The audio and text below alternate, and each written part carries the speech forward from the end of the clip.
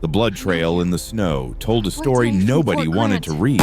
It started at the ridge, wound down through the aspens, and ended at the abandoned horse shed behind Ethan Walker's cabin. Each drop was frozen crimson against white like rubies scattered by a careless hand. The February wind carried no sound that morning, just the kind of silence that comes before everything changes. Ethan had been up since before dawn, checking his trap lines in the Colorado high country. 34 years on this earth, the last 6 of them alone on this mountain, and he'd learned to read signs the way other men read newspapers. Bear tracks meant move your stores higher. Wolf scat meant keep the rifle loaded, but human blood in fresh snow, that meant trouble was already here. He followed the trail with his Winchester ready boots crunching through the crust. The shed door hung open, swinging slightly in the wind. Inside, the darkness was thick as molasses, but he could hear breathing. Ragged, multiple sources trying to stay quiet, but failing. "I know you're in there," he called out, keeping his voice steady. "I'm armed, but I'm alone. State your business." The breathing stopped. Then a woman's voice, strong, despite exhaustion. "We mean no harm. We needed shelter. Step out where I can see you." "We can't. Not all of us." Ethan's finger rested on the trigger guard. In his years as an army translator, he'd heard that tone before. Not defiance. Desperation wrapped in dignity. How many? 5.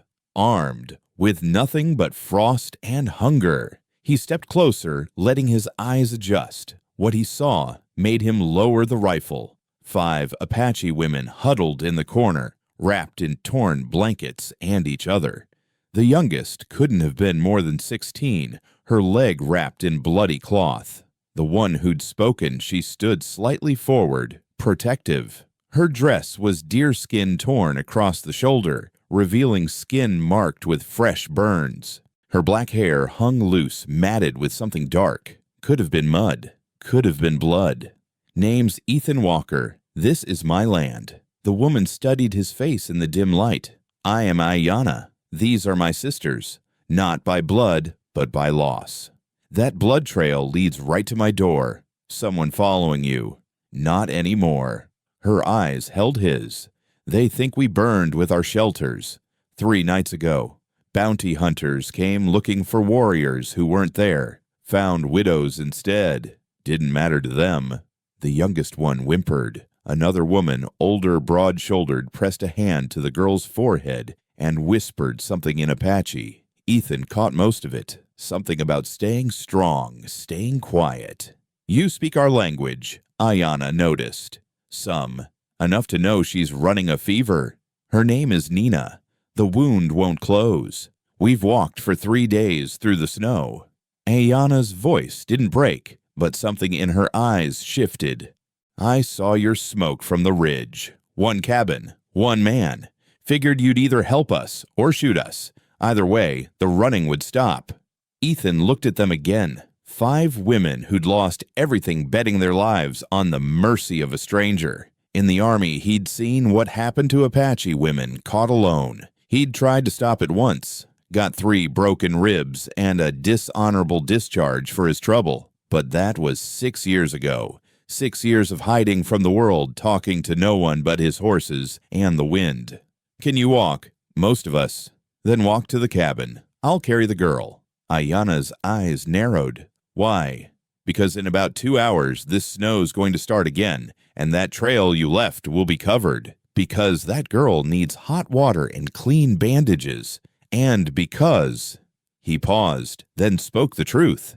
"Because I've seen enough Apache women die for no good reason." He moved toward Nina, slow hands visible. The older woman tensed, but Ayanna touched her arm. A silent conversation passed between them. Then Ayanna nodded. Ethan lifted Nina carefully. She weighed almost nothing, bird bones and fever dreams. Her eyes fluttered open, focused on his face. "I know you," she whispered in English. "You're confused, child. Rest now." But her hand reached up, touched a scar on his jaw. "The soldier who stood between us and the rifles. At Fort Grant. You saved my mother." The shed went silent. Ethan's chest tightened. Fort Grant. The massacre the Army called a misunderstanding. 43 Apache dead. He'd saved one family, gotten court-martialed for it. Your mother died last winter, natural, peaceful. She spoke of you until the end. Nina's eyes closed again. Said you were the only white man who ever bled for us. Ayanna stepped closer, studying Ethan with new eyes. This is true. It was a long time ago. Time doesn't erase blood debts. He carried Nina toward the cabin, the others following. The sun was climbing now, turning the snow field into blinding white. Behind them, the wind was already softening their tracks. By noon, it would be like they'd never passed through at all. At the cabin door, Ethan stopped and turned to Ayanna. I live alone for a reason. I don't know how to host people anymore. She almost smiled. We don't need a host. We need a chance. Then you'll have it. They entered, one by one. The cabin was warm, simple, built for function, not comfort. One room, a stove, a bed in the corner, shelves lined with preserves and ammunition. The women didn't comment on the Spartan surroundings. They'd lived with less. As Ethan laid Nina near the fire and began heating water, Ayanna stood beside him. We won't stay long. He looked at her, at the burns on her shoulder, the exhaustion carved into her face, the way she still stood straight, despite everything. Stay as long as you need. Men always want something in return. Then I'm not most men. She studied him, this hermit who spoke Apache, who carried battle scars for defending her people, who offered shelter without conditions. No, she said quietly, I'm beginning to see that you're not. Outside, the snow began to fall again, erasing the last evidence of their arrival. But inside, something new was beginning. Not just survival, something more dangerous and more necessary. The first fragile threads of trust. The Colorado Territory in 1882 was a land caught between worlds. Not quite civilized, not quite wild. The silver boom had brought men with soft hands and hard hearts, while the Apache Wars had left scars across the landscape deeper than any mine shaft. It was perfect country for the forgotten, the banished, and the broken. Perfect country for a man like Ethan Walker. He'd built his cabin 6 years back when the discharge papers were still fresh and the bruises had finally faded to yellow. Picked this spot specifically, 12 miles from the nearest town, high enough that winter would discourage visitors, close enough to water that he wouldn't die of thirst. The locals in Silver Creek knew him as the hermit who came down once a month for supplies paid in cash, spoke to no one unless spoken to first. You running from the law, the store clerk had asked once. No, sir, running from everything else. That had ended the questions. In the Colorado high country, a man's past was his own business until it showed up with a warrant. The morning after the women arrived, Ethan woke to find them already working. No discussion, no asking permission. Ayanna was at the stove, boiling something that smelled of pine and medicine. The older woman, Mira, he'd learned, was cleaning Nina's wound with steady hands. The others moved around the cabin like they'd always been there, quiet, efficient, careful not to disturb his things, but unafraid to use what they needed. She'll live, Mira announced in accented English. The fever broke, but she needs rest, real rest, not running rest. Ethan approached Nina's bedroll. In daylight, he could see her clearly. 16, maybe 17, the same age as the girl he'd shielded at Fort Grant. Same cheekbones, same determined set to her jaw, even in sleep. Her mother's name, what was it? Salali, Ayanna answered. It means squirrel. She was always gathering, always preparing. She paused. Nina told us the story many times. The soldier who stood against his own. We thought it was a legend she'd made larger with telling. No legend. Just a man doing what should have been done by many, and losing everything for it. Ethan shrugged. Didn't lose everything. Lost a career built on lies. Gained a clear conscience. Ayanna studied him. In daylight, her beauty was different than what he'd expected. Not delicate. The frontier killed delicate things. But strong, carved by wind and loss into something elemental. The burns on her shoulder were healing, but would scar. Her hands were calloused from work nails broken, but she moved with grace that spoke of better times. "Tell me about the others," Ethan said.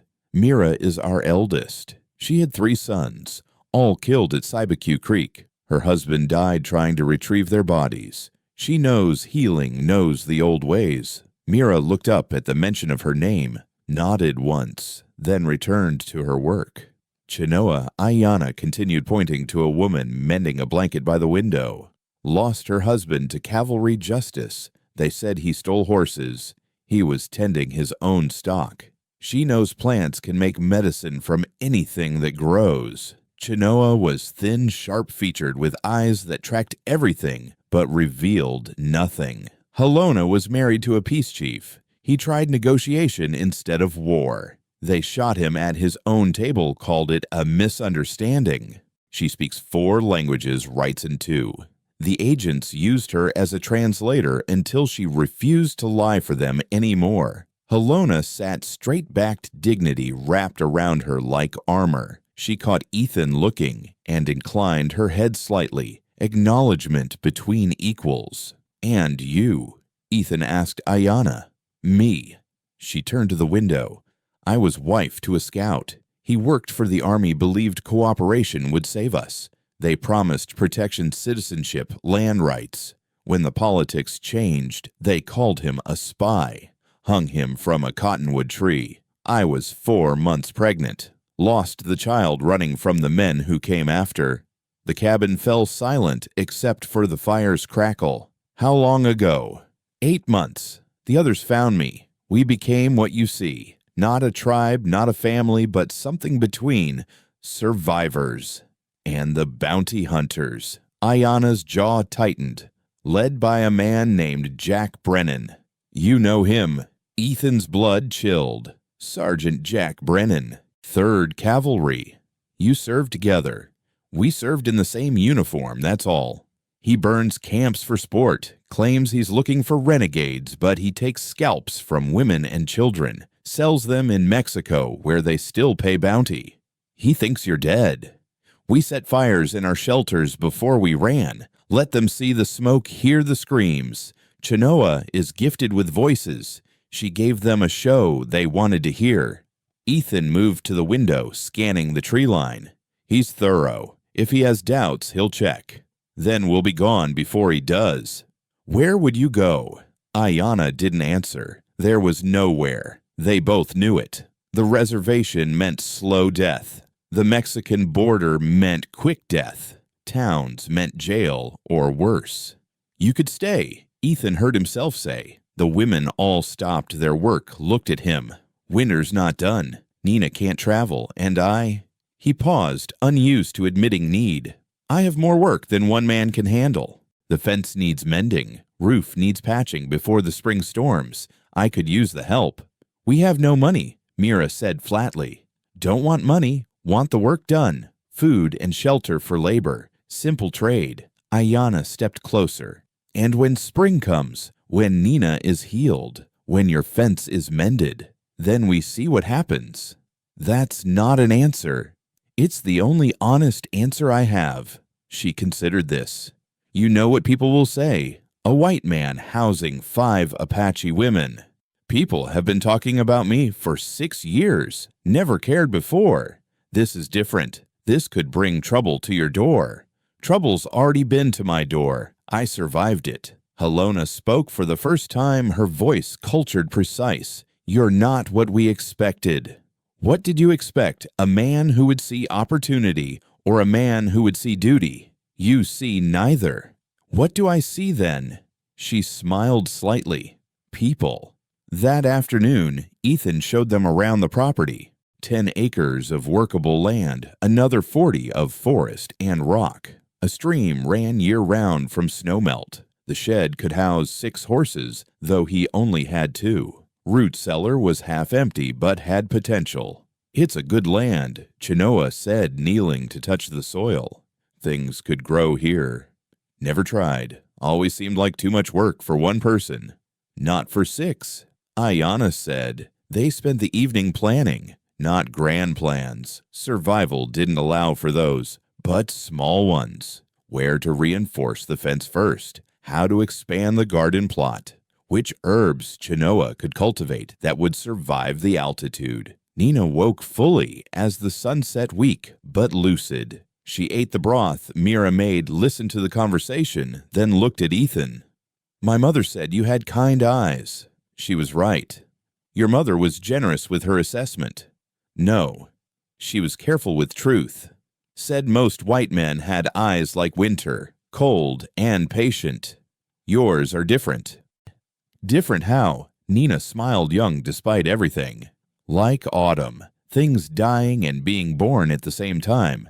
That night, after the women had bedded down near the fire, Ethan sat in his chair by the window rifle across his lap, out of habit, more than concern. Ayanna approached, handed him coffee. "Can't sleep." "Haven't slept well in years," she admitted. "Always listening for horses, for shots, for screaming. Gets easier." "Does it?"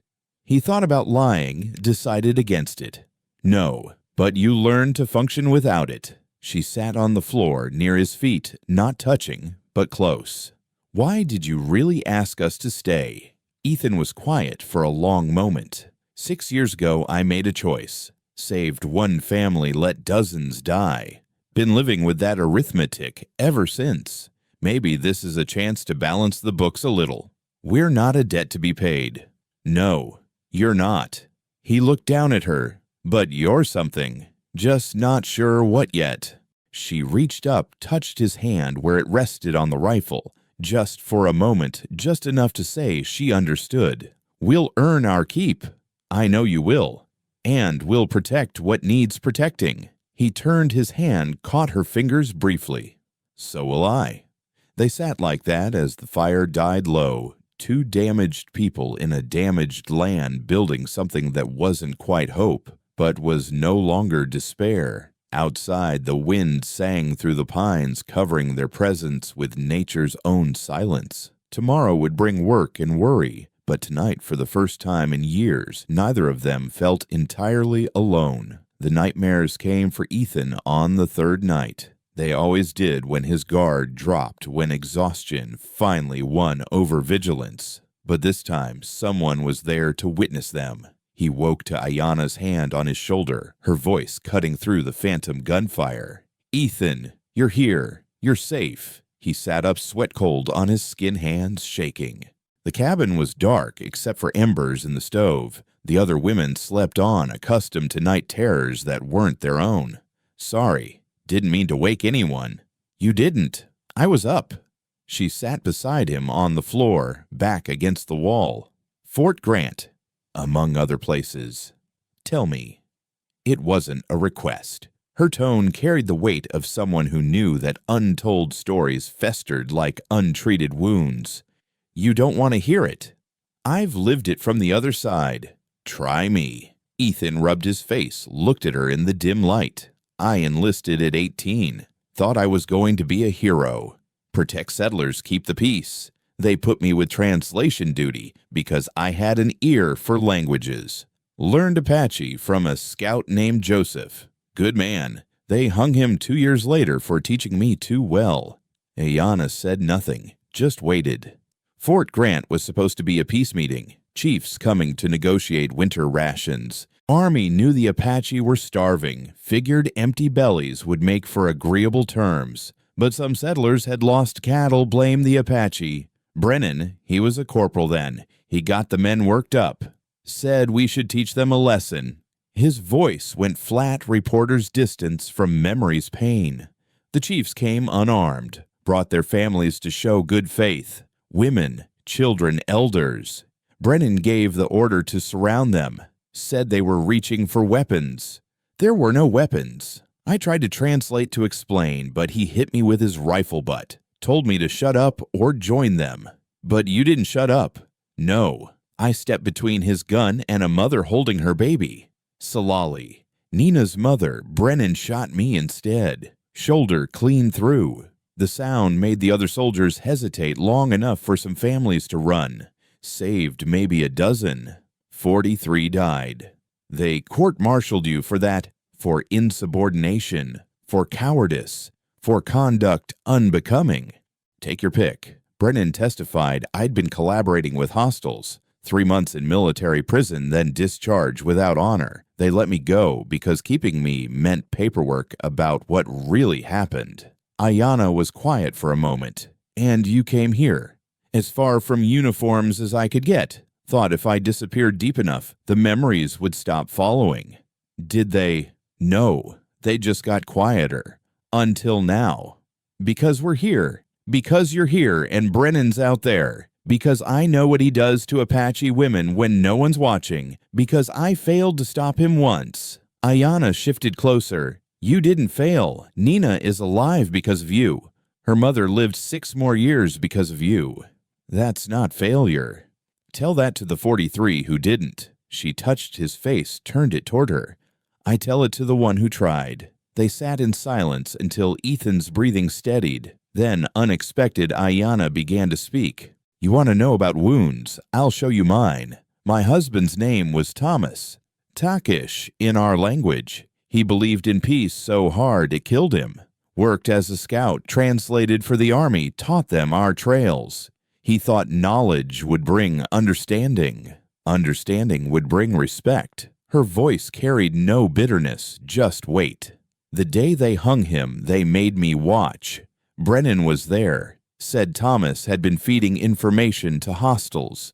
The real crime Thomas had reported Brennan for selling army supplies to miners. Brennan needed him silenced. Jesus. They didn't just hang him. They made him stand on a wagon for an hour, first noose around his neck, while Brennan read charges. False charges. Thomas looked at me the whole time. Never looked away. When they moved the wagon, he mouthed, "Be strong," in our language. Brennan saw it, thought it was a curse. Shot his body 3 times after he was already dead. Ethan's hands clenched. I ran that night. Blood between my legs from losing the baby. Brennan's men riding behind. Hid in a cave for 2 days, drinking snowmelt, eating nothing. Mira found me. She'd been wandering since Sibique Creek, collecting other widows, like gathering broken pottery, trying to make something whole from pieces. How do you stand it? The weight. By carrying it together, by refusing to let it crush us, by surviving when they want us dead. She looked at him. By finding people like you who remember we're human. From across the room, Mira's voice came soft. Since we're sharing ghost stories, might as well make it complete. She sat up, the others stirring too. Nina stayed lying down but turned to listen. My sons were 14, 12, and 9, Mira said. At Sibique Creek, the army said they were executing a medicine man for stirring rebellion. He was praying for rain. My boys were there to learn the prayers. When the shooting started, they ran.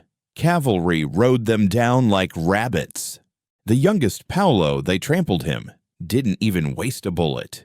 Chinoa spoke next, her voice reed thin. My husband bred horses, beautiful ones, paints and buckskins. Army wanted them offered half their worth. He refused. Next morning they said he'd stolen their mounts. No trial, just rope and a tree. I found him with our horses standing guard around his body. They knew. Animals always know. Halona's cultured voice cut through. My husband invited them to dinner. Federal commissioners thought if they saw we lived like them, ate like them, prayed to their God, they'd treat us as equals. They shot him at his own table. Said he reached for a knife. He was carving a roast. I was in the kitchen, heard it all. They laughed after. One said, one less chief to negotiate with. Nina Young voice wavering. I remember hiding under my mother's skirt at Fort Grant. The blood was so warm when it hit us. Yours, Ethan. Your blood. Mother pressed her hand over my mouth to keep me from screaming. Later she showed me the scar on your shoulder when they brought you to the healer. Said to remember the one white man who bled for us. I drew your face in the dirt every night for a year so I wouldn't forget. The cabin fell silent, 6 people holding their separate sorrows in shared space. Finally, Ethan spoke. We're all walking wounded, every one of us carrying things that should have killed us. But we're here, breathing, together. That has to count for something. It counts for everything, Ayanna said. Dawn was breaking, painting the mountains purple gold. One by one they rose, began the day's work. But something had shifted. The weight each carried was the same, but distributed now across broader shoulders. As Ethan helped Nina to the porch for fresh air, she touched his arm. My mother was right about one more thing. What's that? She said the man who saved us would need saving too someday. That's why I remembered your face. So I'd know you when we found you. You think you found me, not the other way around. Nina smiled, wise beyond her years. We found each other. That's how the spirits work. Later, while chopping wood, Ethan found himself working beside Ayanna. Their rhythm matched naturally her swing, following his, creating a steady percussion against the mountain silence. Brennan will come, she said between swings. I know. He's not just hunting Apache, he's hunting anyone who stood against him. I know that too. You could turn us out. Save yourself the trouble. Ethan stopped, looked at her straight. 6 years I've been dead inside, walking, breathing, but dead. You 5 show up, and suddenly I remember why living matters. Why standing for something matters. I'm not turning anyone out, even if it means facing him again. Especially then. I was alone before. I'm not now. Ayanna set down her axe, stepped close. Neither are we. She kissed him, then sudden and fierce tasting of coffee and determination. When she pulled back, her eyes held no apology. That's for the man you were, and the man you're becoming. That night, Ethan cleaned his rifles, all 3 of them, checked ammunition, sharpened knives. The women watched him prepare, understanding without explanation. Mira began making poultices. Chenoa gathered her medicinal herbs. Halona wrote something in careful script, folded it, sealed it with wax. What's that? Ethan asked. Our testimony, in case we don't survive to give it ourselves. We'll survive. Then it will make interesting reading later. Nina, stronger now, began singing softly in Apache, a war song, but also a love song, the kind sung before battles that might not have survivors. The others joined in, voices weaving together like smoke. Ethan listened, understanding enough to know they sang of courage, of choosing your ground, of dying free rather than living chained. When they finished, he spoke the only Apache phrase he knew perfectly, learned from Joseph before they hung him, Shinali Dasida. We stand together. Ayanna smiled, fierce and beautiful. Yes, we do. The revelation came on a morning when frost painted the windows like lace. Nina had been helping Ethan repair harnesses in the barn, her fingers steady, now the tremor of fever long gone. She worked quietly until she suddenly stopped, staring at a leather strap in her hands. This pattern, the braid work, my mother made this. Ethan looked closer. She was right. The distinctive weave, Apache, but with a Spanish influence, exactly like the ones he'd seen at Fort Grant. Found it at a trading post 3 years ago. Man said he got it from an estate sale. Estate? Nina's voice went hollow. Someone who died without family. Goods get sold to pay debts. Nina traced the pattern with one finger. Mother made 12 of these, wedding gifts for my father's family. They were supposed to bind our families together. Instead, she didn't finish. Ethan watched, understanding dawn on her face. Your father's family, they were Spanish landowners. Yes, they disowned him when he married Apache. After Fort Grant, after Mother ran, they must have claimed his things. Sold them. She looked up at him. You bought a piece of my history without knowing. Seems like things find their way to where they need to be. From the cabin, Ayanna called out, urgent, riders coming. Ethan grabbed his rifle, moved fast to the door. 2 horses picking their way up the trail, not rushing, not hiding. As they got closer, he recognized the lead rider, Sheriff Morrison from Silver Creek. The other was a woman, Apache features, but dressed in settler's clothing. Stay inside, Ethan told the women, but Ayanna stood beside him on the porch. Morrison stopped at the fence line, hands visible. Walker, been a while. Sheriff, what brings you up here? Concerned citizen. This is my wife, Sarah. Ethan's surprise must have shown. Morrison almost smiled. Yeah, I know. Not common, not popular, but legal. Sarah, this is Ethan Walker, the hermit I told you about. Sarah studied the cabin, saw Ayanna in the doorway. Something passed between the women, silent communication in a shared glance. You have guests, Sarah said. Not a question. I have help, hired for winter work. 5 Apache women, 1 young injured, recently burned out of their camp near Wolf Hollow. Ethan's hand tightened on the rifle. If you're here to... I'm here to warn you, Morrison interrupted. Jack Brennan's in town, asking questions. Says he's tracking stolen horses, but he's really hunting survivors. Claims he killed some Apache raiders 3 nights back.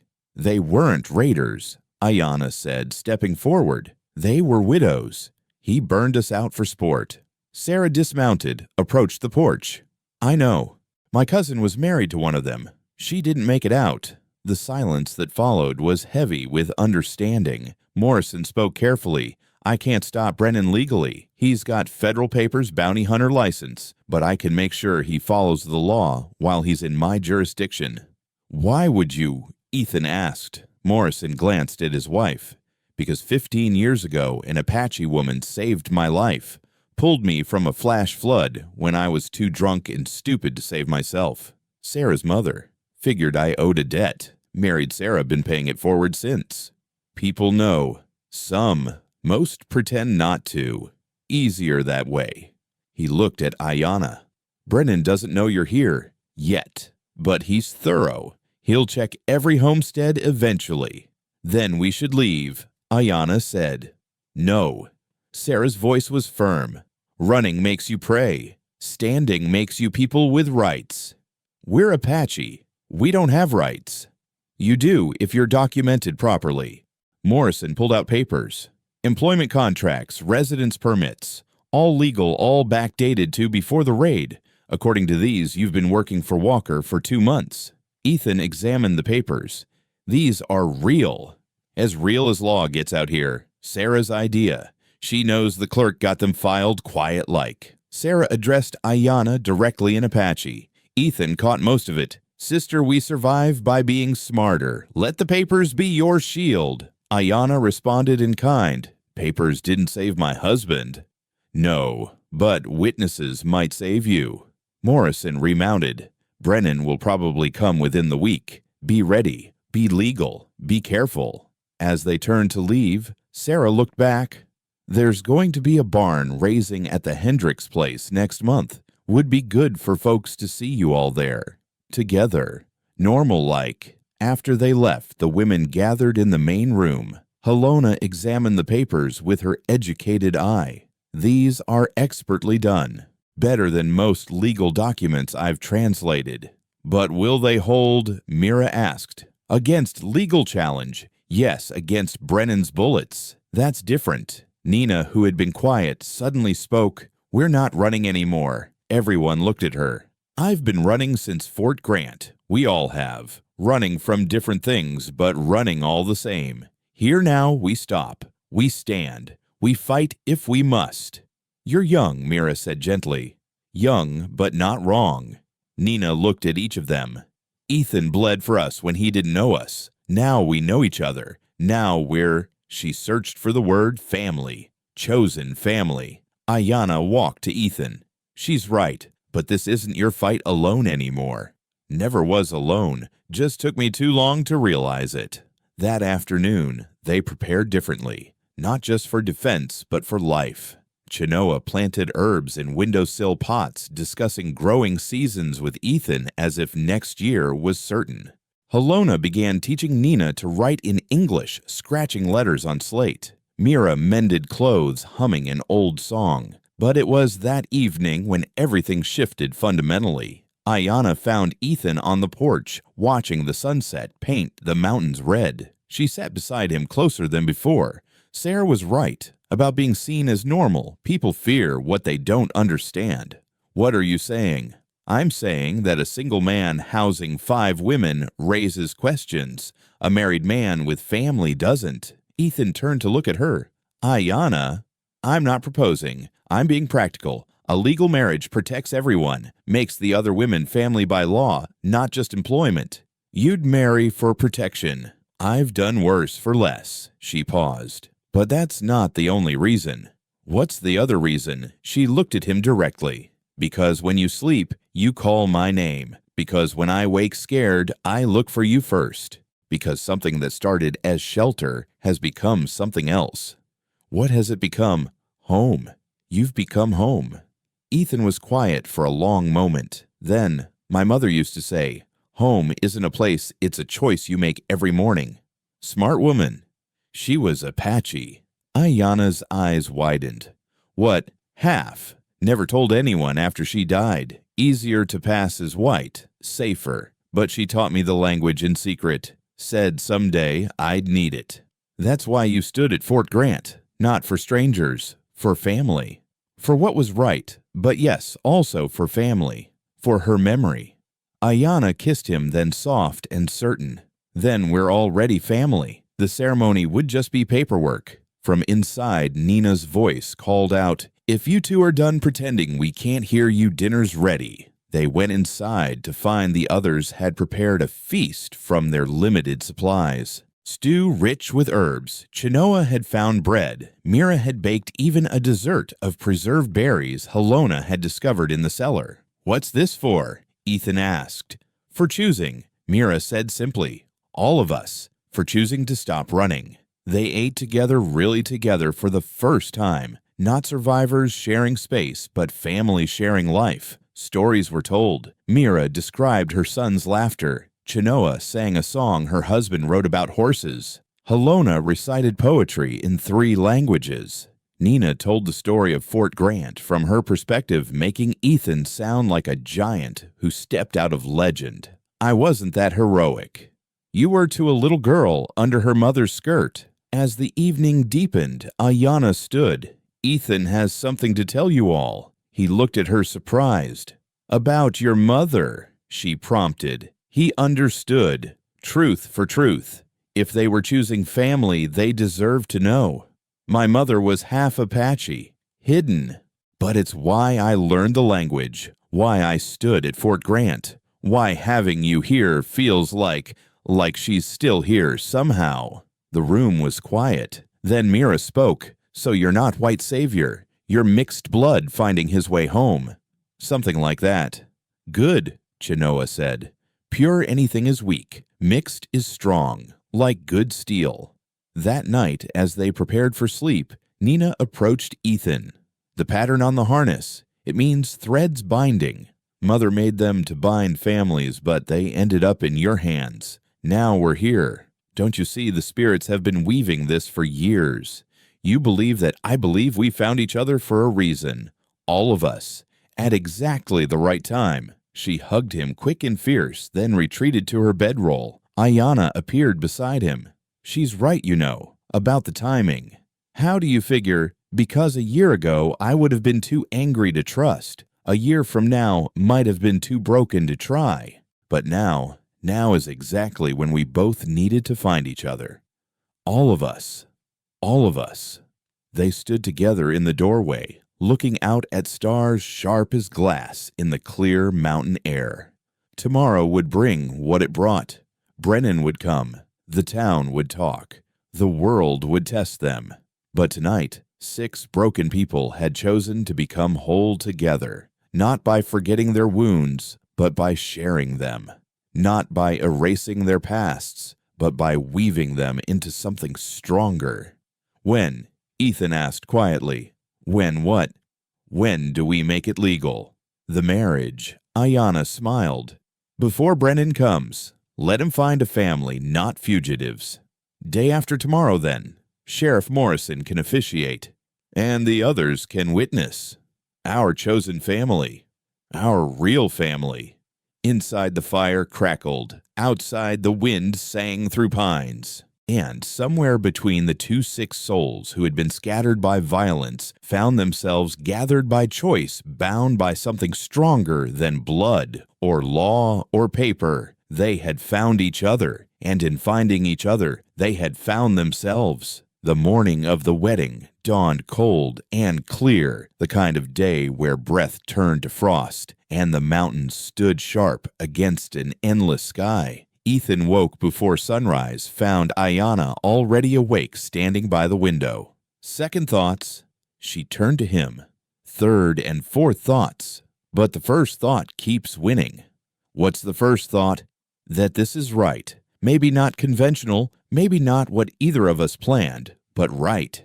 They'd sent word to Sheriff Morrison the day before. He'd arrive by noon with the necessary papers. The ceremony would be simple legal binding. But first, there were preparations, and those preparations revealed more than any vows could. Mira had been up since before dawn baking bread with the last of their good flour.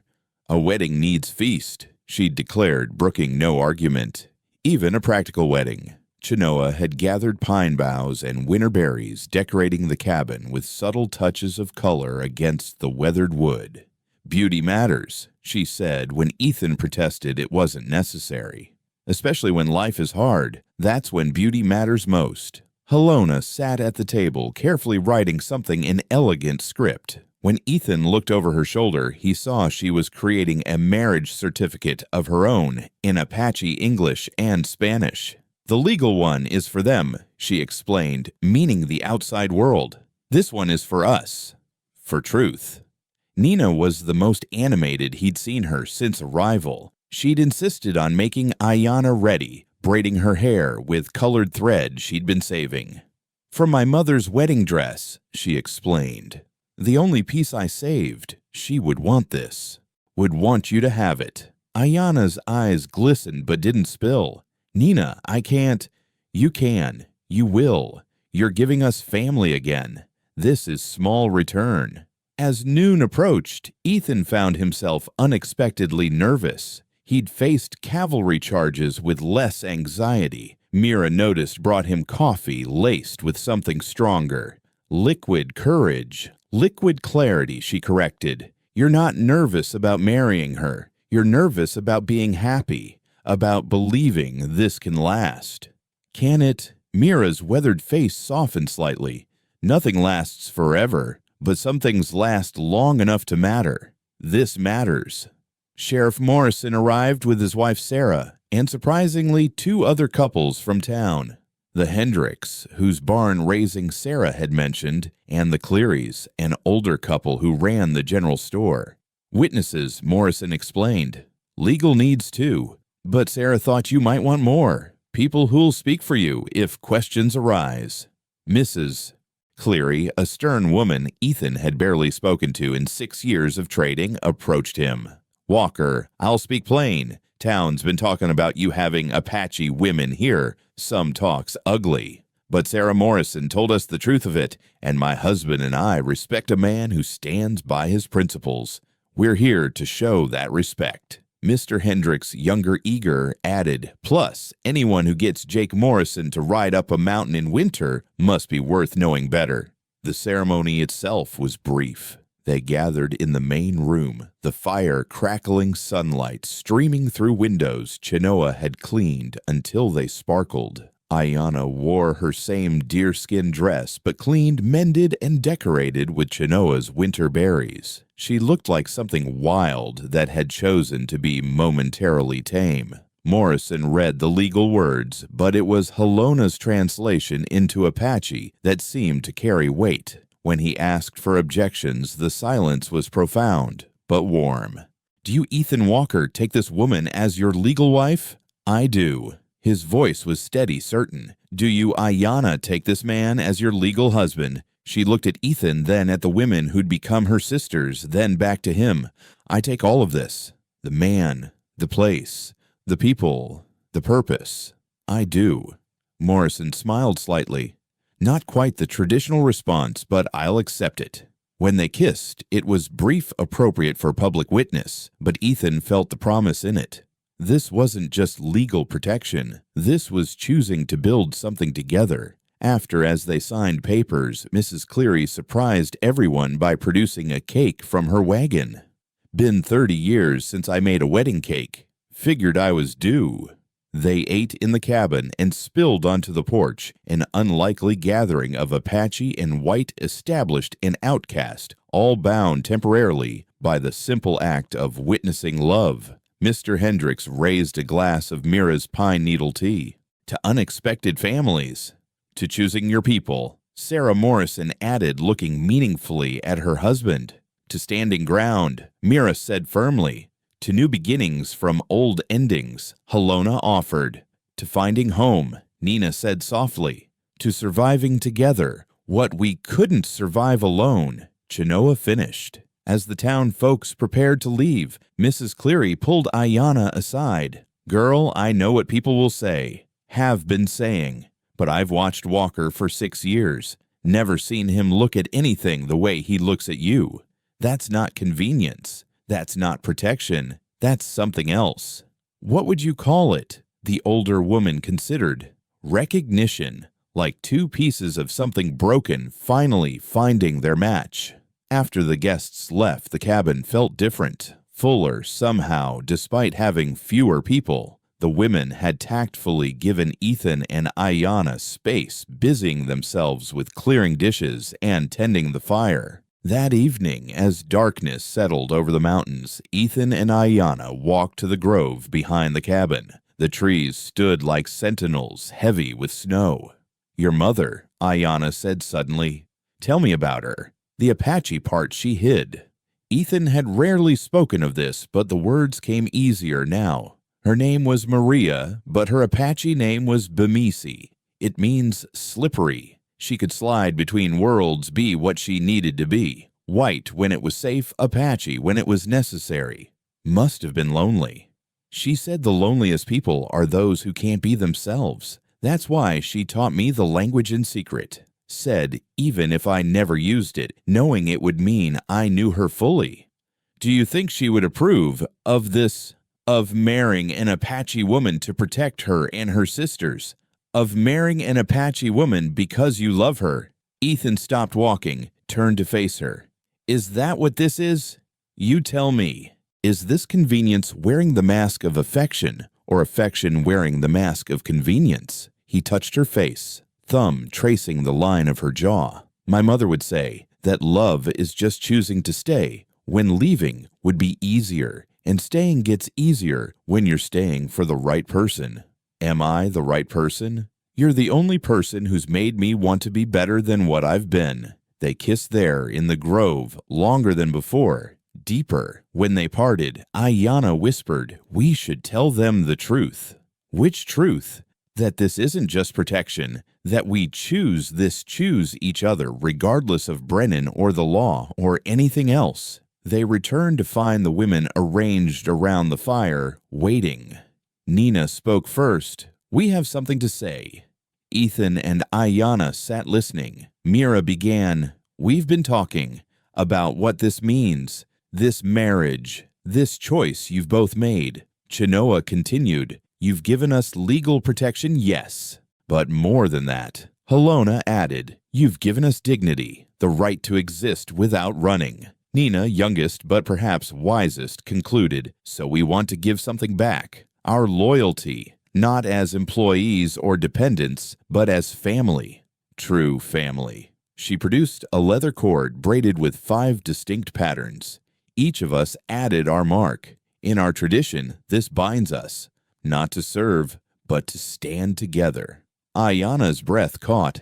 That's a war bond. It means if one fights, all fight. If one falls, all carry them. If one triumphs, all triumph. Mira's voice was grave. We know what it means. Ethan looked at each woman. This is more than I asked for, more than I deserve.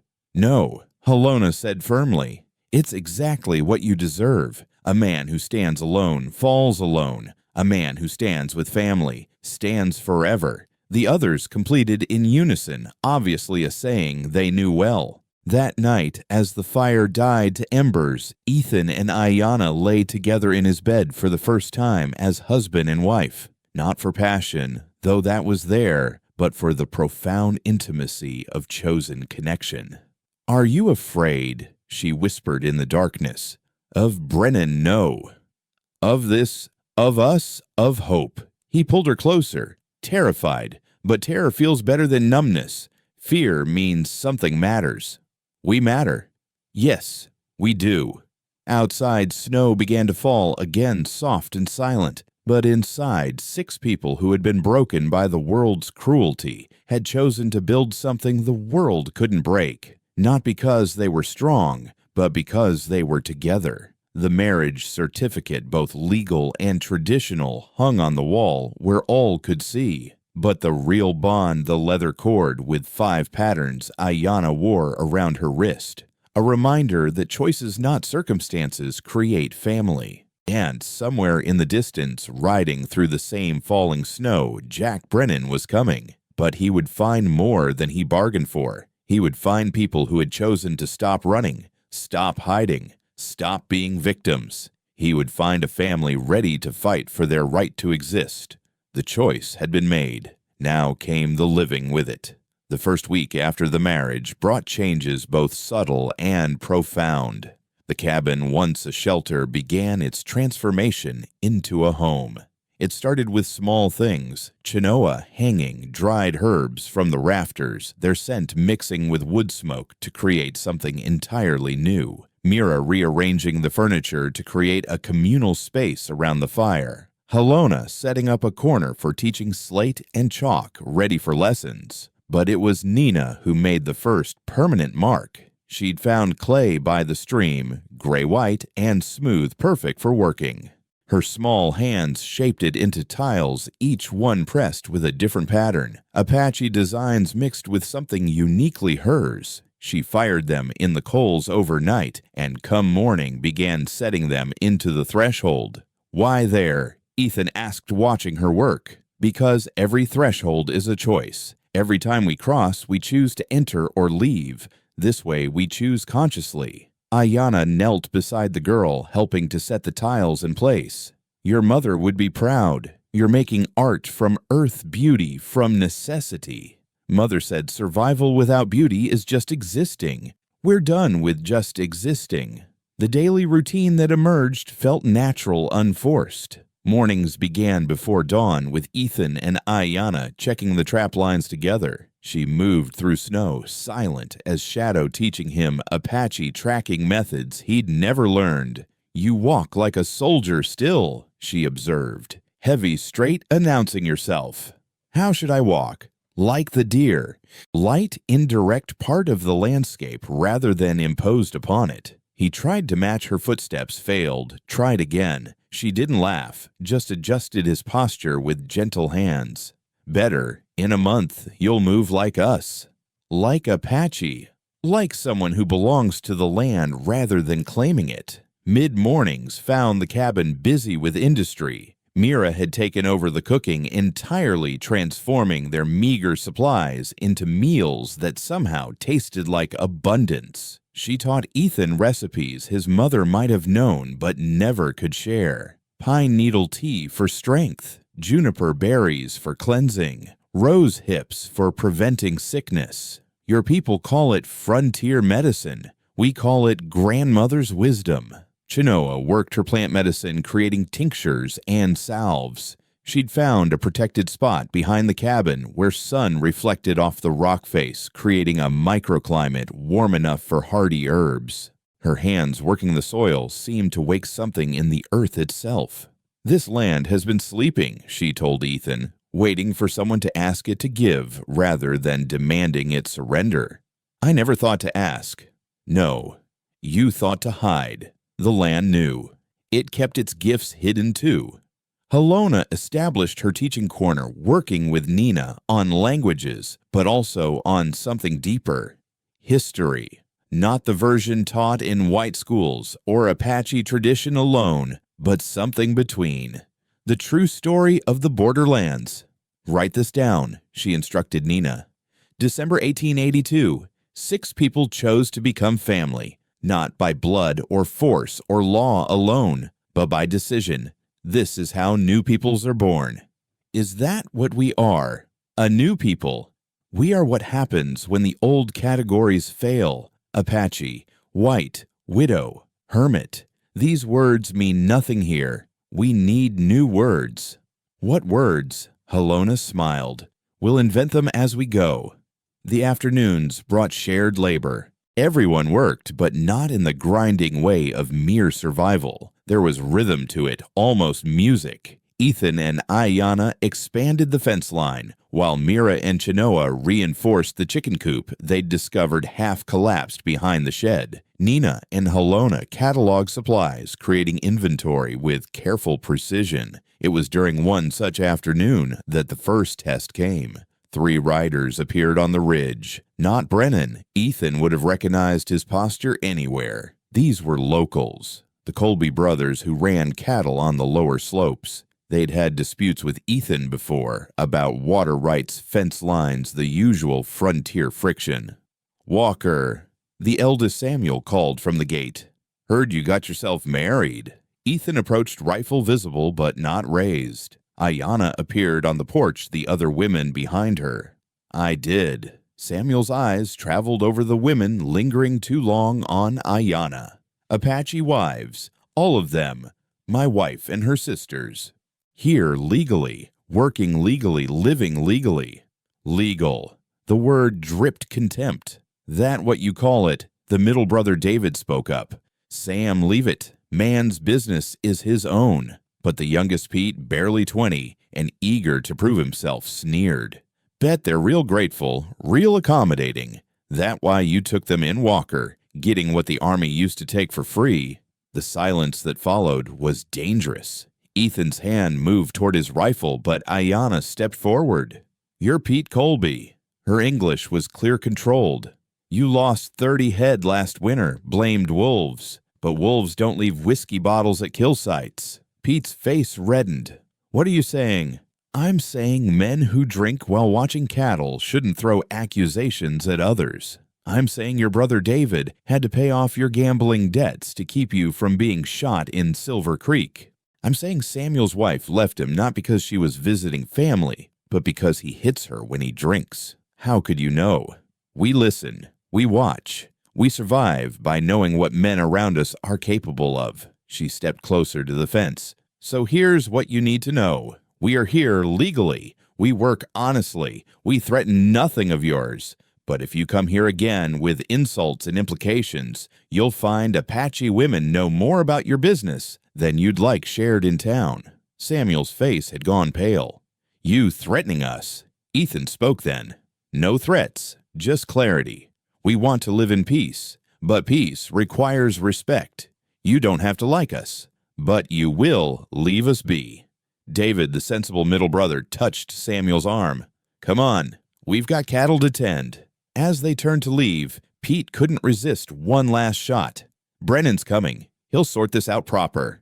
After they left, Ethan found his hands shaking. Not from fear, but from rage he'd thought he'd buried. How did you know those things? He asked Ayanna. Sarah Morrison. She hears everything in town, shares what might be useful. Information is armor for people like us. That evening, the cabin felt smaller, the world outside larger and more hostile. They ate quietly until Nina suddenly stood. We need to make this place ours. Really ours. Not just surviving here, but claiming it. How? Mira asked. Nina walked to the wall, ran her fingers along the bare wood. Stories. In our tradition, a home holds stories. They protect it, strengthen it. We should mark our stories here. Over the following days, that's what they did. Not with paint or obvious decoration that might draw attention, but with subtle marks, careful carvings, hidden beauty. Chenoa etched medicinal plants into the window frames, guides for future gathering, but also art. Mira carved her sons' names into the underside of the table where her hands could find them during meals. Helona inscribed poetry in 3 languages along the door frame, too small to read unless you knew to look. Ayanna and Ethan worked together on something larger. Using charcoal and ochre, Chenoa had found they created a map on the cabin's north wall, not just of the land, but of their journeys to reach it. Ethan's path from Fort Grant, Ayanna's flight from her husband's hanging tree, the routes that brought each woman to this place. lines converging like rivers, meeting, forming something larger than their individual streams. "It's beautiful," Nina breathed when they finished. "It's us," Ayana corrected. "All of us, where we've been and where we are now." The work on the cabin continued. They chinked gaps between logs with a mixture of clay and straw, rehung the door to swing smoother, built shutters that could close tight against winter storms or summer heat. Each improvement was small, but together they transformed the space. One morning, Ethan woke to find Ayana already upstanding naked at the wash basin sunrise, painting her skin gold and copper. The scars on her back, which he'd noticed but never mentioned, seemed like part of her beauty, rather than despite it. She noticed him watching in the small mirror. "My husband gave me those. Before Thomas. My first husband, the one my family chose. He believed women should be silent." "What happened to him?" "Apaches raided his ranch. I could have warned him. I chose silence." She turned to face him, no shame in her nudity or her admission. "Does that change how you see me?" "It tells me you're a survivor. I already knew that." She came back to bed, her skin cool against his warmth. "We're building something here, all of us, something that hasn't existed before." "What would you call it?" "I don't know yet, but I know it's worth protecting." That afternoon, unexpected visitors arrived, the Hendricks with their 2 young children. Mrs. Hendricks carried a basket Mr. Hendricks' tools. "Heard you were making improvements," he said simply. "Thought you might need help with the roof. Noticed it sagging when we were here for the wedding." It was an excuse Ethan knew, a reason to show support without stating it plainly. He accepted the fiction gratefully. The children, a boy of 8 and a girl of 6, stared at the Apache women with frank curiosity rather than fear. Nina knelt to their level, began telling them a story about rabbits and coyotes. Soon, they were laughing, cultural boundaries forgotten in the universal language of storytelling. Mrs. Hendricks worked alongside Mira in the kitchen, sharing recipes, comparing techniques. No profound statements about unity, just 2 women cooking together, finding common ground and feeding families. As Mr. Hendricks and Ethan repaired the roof, the man spoke quietly. "Colby brothers are talking in town. Ugly stuff, but more folks are pushing back than you'd expect. Morrison's wife has been instrumental. She reminds people that Apache trade kept the early settlements alive, that forgetting that is choosing ignorance. Still, Brennan's coming." "Yes, but he'll find more resistance than he expects. This isn't just about you anymore. It's about what kind of place Silver Creek wants to be." That evening, after the Hendricks left the cabin, felt different. Not just improved structurally, but validated somehow. They were no longer completely isolated. Threads of connection were forming, fragile but real. As they prepared for sleep, Ayana performed a ritual Ethan hadn't seen before. She took a coal from the fire, crushed it to powder, mixed it with water. Then she drew symbols on the door frame, the window sills, the threshold. "Protection marks," Ethan asked. "Memory marks, so the cabin remembers us. So if we're driven out or killed, something of us remains." "We're not going to be driven out." She looked at him with eyes that had seen too much to believe in certainties. "Perhaps not, but the marks remain either way. Witness to what we're building. Evidence that Apache and white and everything between can create rather than destroy." That night, as snow began to fall again, 6 people slept in a cabin that had become more than shelter. They had made it a home through work and art, through shared meals and shared stories, through the simple daily act of choosing to build rather than merely survive. Outside, the world might be hostile. Brennan might be coming. The town might be divided. But inside, they were creating something new. A way of living that didn't require choosing sides, but rather creating a new side altogether. It wasn't perfect. It wasn't permanent, but it was theirs. And they would defend it with everything they had. The barn raising at the Hendricks place changed everything. It was the 3rd week of January. The weather had broken temporarily, and half of Silver Creek had gathered to help rebuild after a December storm. Ethan hadn't wanted to go, but Ayanna insisted. We hide, we remain outsiders, we show ourselves, we become neighbors. They arrived as a group, all 6 of them in the wagon. The conversation stopped when they pulled up, 40 people suddenly silent watching. Then Mrs. Hendricks broke the spell, walking over with deliberate warmth. Ayanna, so glad you could come. We need all the hands we can get. The division was immediate and visible. About a third of the crowd followed Mrs. Hendricks' lead, greeting them normally. Another third stayed distant but not hostile. The final third, led by the Colby brothers, made their displeasure known through glares and muttered comments. But work has a way of breaking down barriers. Ethan joined the men raising beams. His strength, his knowledge of construction earned grudging respect. When a support beam started to slip, threatening to crush young Pete Colby, it was Ethan who threw himself forward, taking the weight, while others scrambled to secure it. Pete Shaken managed a quiet thanks. Anyone would have done it. No, Pete said, looking him in the eye for the first time. They wouldn't. Meanwhile, the women had integrated themselves into the food preparation. Mira's bread, baked that morning and brought as contribution, disappeared quickly with multiple requests for the recipe. Chenoa quietly treated Mrs. Patterson's burned hand with a salve, earning the older woman's tearful gratitude. Helona helped the schoolteacher, Miss Curtis, organize the children into games, her patience with them evident. But it was Nina who created the moment that shifted everything. The Cleary's grandson Timothy, 6 years old and born with a twisted foot, sat alone watching the other children play. Nina approached, sat beside him. I was injured too, she said simply. Couldn't walk right for weeks. Did it hurt? Every day. But pain is just your body telling you it's still fighting.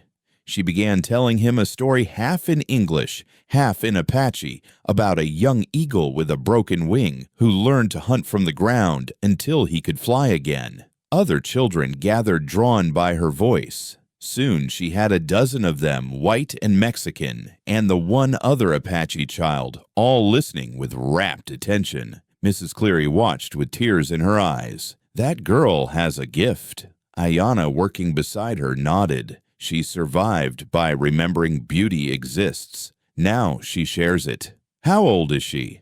17. Old enough to have lost everything. Young enough to believe in building again. As the sun reached its peak, lunch was served. The careful segregation of the morning had begun to blur. Ethan found himself talking with James Patterson the blacksmith about improving his plow design. Ayanna was deep in conversation with several women about preserving meat through winter. Then Sheriff Morrison arrived with news that shattered the fragile peace.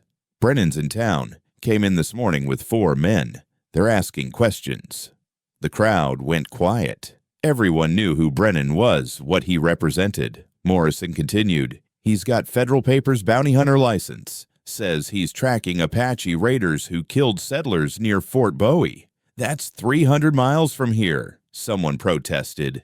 Distance doesn't matter to men like Brennan. He goes where the money leads. Samuel Colby spoke up. Well, if he's looking for Apaches. His eyes went to Ayanna and the others. He's looking for raiders. Morrison cut him off. These women are documented residents, legal workers. My wife has verified their papers personally. Papers. Samuel spit. Since when do papers matter to Brennan? Since I'm the law in this town, Morrison's voice carried steel. Anyone, including Brennan, who violates that law will answer to me. The crowd dispersed into smaller groups discussing. Ethan noticed the divisions weren't as clear as before. Some who'd been hostile seemed thoughtful. Others who'd been neutral were taking sides. Mr. Hendricks climbed onto a wagon bed, called for attention. We've got a barn to raise. That's what we came for. Everything else can wait. Work resumed, but the atmosphere had changed. When the frame was complete and the walls begun, something unexpected happened. Old Miguel Santos, the Mexican rancher who rarely spoke to anyone, approached Ethan. Your woman, she helped my wife during the blood sickness last year. Didn't know she was Apache then. Doesn't matter. Help is help. If Brennan comes for them, he comes through me too. One by one, others made similar declarations. Not everyone, not even most, but enough. A coalition of the grateful, the principled, and the practical understanding that Brennan's brand of justice threatened everyone eventually. As evening approached and the barn stood complete, Pastor Williams, who'd been notably silent all day, asked for attention. "I've been wrestling with my conscience," he began. "The Bible says to welcome strangers, for we might entertain angels unaware. It also speaks of good Samaritans, those who help regardless of tribe or tradition.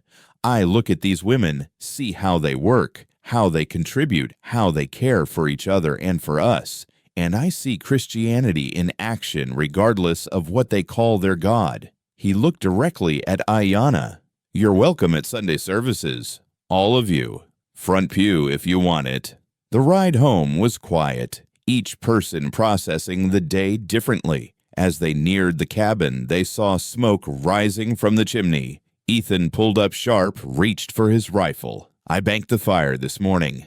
They approached carefully. The door was open. Inside, sitting at their table, was Jack Brennan. He stood slowly theatrical in his movements. Older than Ethan remembered, but harder too. Years of hunting humans had carved something cruel into his features. "Walker, been a long time." "Not long enough." Brennan's eyes traveled over the women, lingered on Ayanna. "These the Apache whores you're keeping, my wife and her sisters, in my home, which you've entered without permission." "Federal authority gives me permission." He pulled out papers, tossed them on the table. "Tracking 5 Apache women, killed 3 settlers near Fort Bowie, tortured them first, cut off things men value. These women have been here for months. Documented. Check with Sheriff Morrison." "Morrison," Brennan laughed. "The Apache lover. His word means nothing." He walked closer to Ayanna, who didn't retreat. "You look familiar. Do I know you? All Apache women look the same to men like you." His hand moved fast, grabbed her chin, forced her face up. Ethan's rifle was in his hands before he thought, "Let her go. Or what, you'll shoot a federal agent again." "I'll shoot an intruder threatening my wife." Brennan released. Ayanna stepped back. "Wife, that's what you call it." He looked around the cabin, taking in the decorations, the signs of home. "Cozy. But then you always were soft on savages." "Get out." "I'm going. But I'll be back. With warrants. With men. With whatever it takes." He stopped at the door. "Fort Grant was a mistake, Walker. You chose the wrong side. You're making the same mistake again." "No. At Fort Grant, I was alone. This time, I'm not." Brennan laughed. "You think this town will stand for you against federal authority, against me? I think you'll find out." After he left, they barricaded the door, checked windows, prepared for siege. But Ayanna stopped the frantic preparations. "No, we don't hide. We don't cower. Tomorrow is Sunday. We go to church like the pastor invited. We show the town we're not afraid." "That's dangerous," Mira protested. "Everything is dangerous, but visible courage is better than hidden fear." That night, no one slept well. They took turns watching. Near dawn, Ethan heard horses, multiple riders moving fast. He woke the others' weapons ready. But it wasn't Brennan. It was Morrison with a dozen men from town. The Hendricks, Miguel Santos, even David Colby. Brennan's gathered men from the mining camps. Morrison explained. "Plans to come at noon. Claims you're harboring fugitives." "We should run," Chenoa said. "No," Morrison replied firmly. "You run, you're guilty forever. You stand with the town's support, you might win." "Why would the town support us?" Helona asked. David Colby answered, surprising everyone. "Because Brennan burned out a Mexican family last month. Said they were hiding Apache. They weren't. Because he shot 2 black freedmen, claimed they were helping raiders. They were just traveling through. Because if we let him take you, who's next?" The morning passed in preparation, not for battle, but for witness. The women dressed in their best. Ethan wore his only good shirt. They would meet Brennan not as fugitives, but as citizens. The church bell rang at 11. They walked down the main street of Silver Creek, the town watching. Some doors closed, others opened. By the time they reached the church, they had an escort of 20 people. Pastor Williams met them at the door. "Front pew like I promised."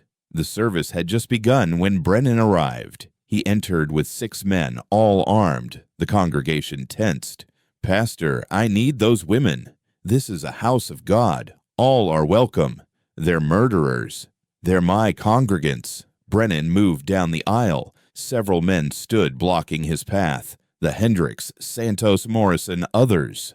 "Stand aside," Brennan ordered. "No." The voice was unexpected. Mrs. Cleary, 70 years old, 5 feet tall, stepped into the aisle. "You want them, you go through me." "Old woman, move. I've buried 2 husbands and 3 children. Death doesn't scare me, but injustice does. These women have done nothing but help this town. You're the threat here." Others stood. Not all, but enough. A wall of ordinary people between Brennan and his prey. Brennan's hand went to his gun. Morrison's went to his. "Federal authority," Brennan began. "Means nothing if you're dead," Morrison interrupted. "And if you draw that weapon in this church, that's what you'll be." The moment stretched taut. Then from the back, a new voice. Sarah Morrison, but speaking in Apache.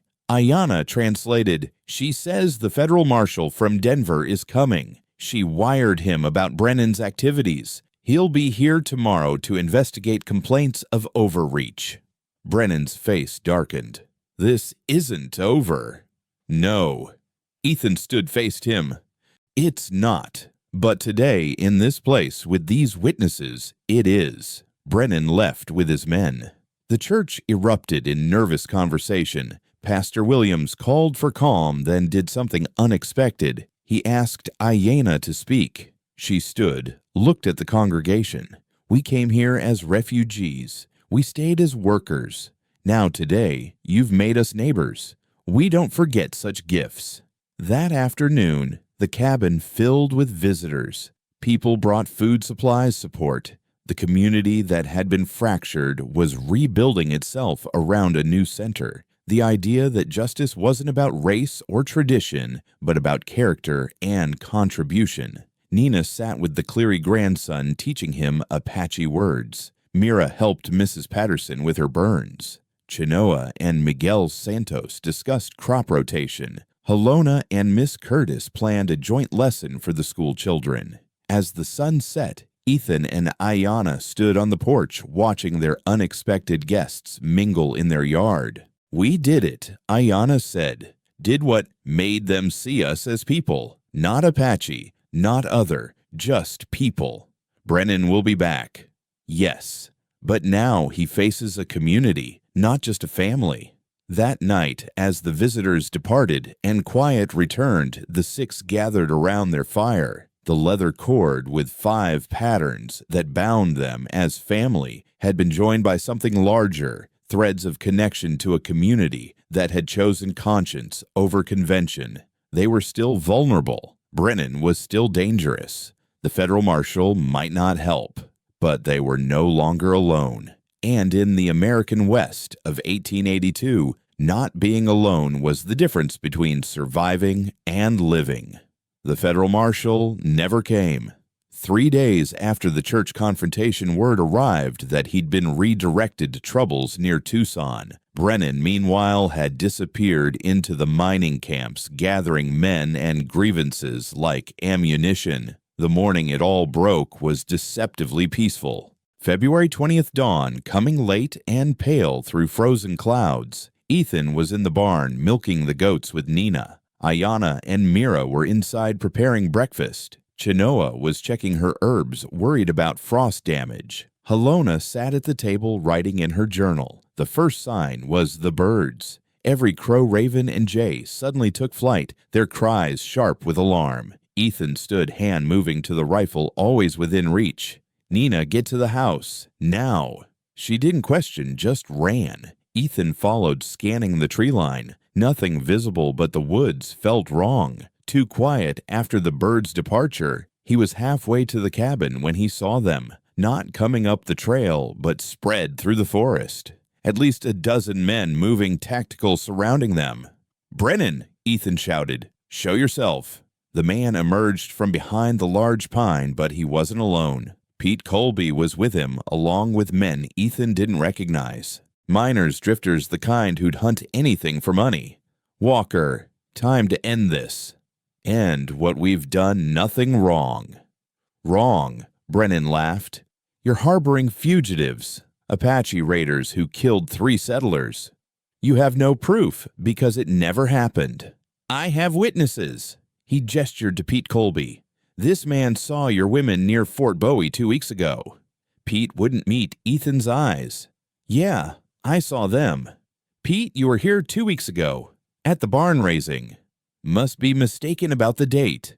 Ethan understood. Brennan had bought or threatened Pete into lying. Legal testimony from a local would override any protection Morrison could offer. The cabin door opened. Ayanna stepped out of the other women behind her. All were armed, rifles, knives, even Chenoa with her skinning blade. "Ah," Brennan smiled. "Armed resistance. Even better. Men you see, they're threatening federal officers." "We're defending our home," Ayanna said clearly. "Your home." Brennan pulled out a paper. "This land is deeded to Ethan Walker. You're just squatters, trespassers. Unless Walker wants to claim you're his property, it was a trap. Either they were trespassers who could be removed, or they were property without rights." Brennan had thought this through, but Helona stepped forward, her own papers in hand. "We're neither. We're documented workers with legal residence, and I have here a transfer of partial deed filed last week. We own shares in this land." Brennan's face darkened. "Let me see that." "Come get it." The tension ratcheted higher. Men on both sides raised weapons. Then, unexpected, another voice from the woods. "Nobody moves." Sheriff Morrison emerged with 8 men. The Hendricks, Miguel Santos, David Colby, looking furious at his younger brother and others from town. "Morrison, this is federal business. This is my jurisdiction. Any arrests go through me." "Then arrest them." "On what charge?" "Pete's testimony. Pete, who was in my jail 2 weeks ago for drunk and disorderly. Hard to see Apache women at Fort Bowie from inside a cell in Silver Creek." Pete's lie crumbled. He stammered, I was confused." "You were paid," David Colby said flatly. "Or threatened." "Which was it, Pete?" Before Pete could answer, Brennan acted. His gun came up fast, aimed at Ayanna. "If I can't take them legal, I'll take them dead. Bounty pays either way." Everything happened at once. Ethan moved, throwing himself toward Ayanna. Morrison drew, shouting for Brennan to stop. Nina, young Nina, who'd been through so much, did something unexpected. She began to sing. It was the death song, the Apache warrior's last chant. But from her young voice, it became something else. Not acceptance of death, but defiance of it. The other women joined in, their voices rising in harmony that seemed to freeze everyone in place. Even Brennan hesitated. In that moment of suspension, nature intervened. The storm that had been building all morning broke with violence. Not snow, but ice driving horizontal, turning the world into a chaos of white and sting. Visibility dropped to nothing. Inside, Ethan shouted, grabbing Ayanna, pulling her toward the cabin. Gunfire erupted, but blind wild. Men shooting at shadows and sounds. Morrison's voice rose above it. "Cease fire! Cease fire!" The women made it inside. Ethan slammed the door, barred it. Through the windows, they could see nothing but white fury. The storm had become a wall between them and their attackers. "They'll wait it out," Mira said grimly. "Then come." "No." Ethan was already moving. "We use this." He knew this land in ways the attackers didn't. Every trail, every shelter, every danger. In this storm, that knowledge was power. "There's a ravine 20 yards north. In this ice, men who don't know it's there will fall. The old mine shaft 30 yards east, covered with rotted boards that look solid. The woods where the trees are diseased, ready to fall with weight. You're talking about killing them, Helona said. I'm talking about surviving. Ayanna touched his arm. Not alone. You can't. We're Apache. Storm and forest are our elements. She looked at the others. Who stands? Every hand rose. They prepared quickly. White sheets over their clothes for camouflage. Weapons chosen for silence. Knives, hatchets, Chenoa's herbs that could disorient. They knew they couldn't win a straight fight. But this wouldn't be straight. Ethan took point, leading them out to the back window. The storm swallowed them immediately. Ice cut exposed skin, made breathing painful, but it also covered sound, hid movement. They spread out, each taking a position. The plan was simple. Create chaos, make Brennan's men panic, turn them against the land itself. Nina, lightest and fastest, moved first. Her thrown rocks sounded like footsteps leading two men toward the ravine. Their screams when they fell were swallowed by wind. Chenoa used her herbs, creating smoke that mixed with ice, making men think they were surrounded by fire. Several fled toward the mine shaft. The crack of breaking boards was followed by silence. Mira Strong, despite her age, used a rope to pull diseased trees down across paths, creating barriers and crushing threats. Helona, precise and calculating, picked off stragglers with thrown knives, wounding, not killing, making them retreat. But it was Ayanna who went for Brennan himself. She found him trying to rally his remaining men near a rock outcrop. Through the storm, she could hear his voice. It's just weather. They're just women. She emerged from the white like a ghost, her knife finding his shoulder before he even saw her. He spun, fired wild. She was already gone. Face me, he screamed into the storm. She came from another angle blade, slicing across his gun hand. The weapon fell into snow. Now he saw her, really saw her. You, I remember you. Thomas's whore. I hung him, you know. Took my time.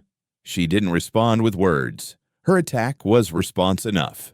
They fought in the ice storm, brutal and close. Brennan was bigger, stronger, but Ayanna had rage years in the making. He got his hands around her throat. She let him, then drove her knee up, using his closeness against him. As he doubled over, she spoke in his ear, "Thomas sends his regards." Her knife found his side deep, but not fatal.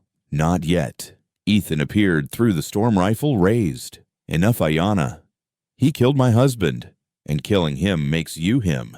We're better than that. She hesitated, knife poised. Then Morrison's voice cut through everything. Federal Marshal, everyone stands down. Through the dying storm, a new group of riders appeared. At their head, a man in a long coat with a marshal's star. The real federal marshal finally arrived. What followed was swift. The marshal, a man named Harrison, had been investigating Brennan for months. Falsified bounties, murdered innocents, stolen federal funds. Pete Colby's confession, terrified and tearful, was the final evidence needed. Brennan was arrested, his men scattered or captured. As they led him away, bleeding but alive, he looked at Ayanna. This isn't over. Yes, she said simply. It is. The aftermath took hours. Statements given, wounded, tended dead, counted. 3 of Brennan's men had died in the storm and chaos. Several others were injured. Of the defenders, only minor wounds. Marshal Harrison interviewed everyone separately. When he came to Nina, she showed him something she'd kept hidden, a letter from her mother, written before she died, describing Fort Grant, naming Brennan as one of the killers, identifying Ethan as the soldier who saved them. This corroborates other testimonies, Harrison said. Brennan will hang for his crimes, all of them. As evening came, the storm fully passed. The cabin filled again with people from town. But this time it was different. They came not as supporters, but as friends. The shared danger had bonded them in a ways peace never could. Mrs. Cleary brought soup. Figured you'd be too tired to cook. Miguel Santos brought wood. Storm took some of your fence. We'll fix it tomorrow. Even Samuel Colby came shamefaced, pulling Pete by the ear. Boy's got something to say. Pete, looking like he'd aged years and hours, stammered an apology. I was scared. Brennan said he'd kill me if I didn't lie. I'm sorry. I'm so sorry." It was Nina who answered. "Fear makes us all weak sometimes. Choose better next time." Late that night, after everyone had gone, the 6 sat around their fire, exhausted, wounded in small ways, but alive, together. "We could have run," Mira said. "When the storm came, we could have fled." "But we didn't," Halona observed. "We stood and fought. We protected what's ours," Chenoa added. Ethan looked at each of them, these women who'd arrived as refugees but had become warriors. "You saved me today, all of you." "We saved each other," Ayana corrected. "That's what family does." Nina, half asleep but still listening, murmured, "The spirits were right. We found each other just in time." "For what?" Ethan asked. "For becoming who we were meant to be."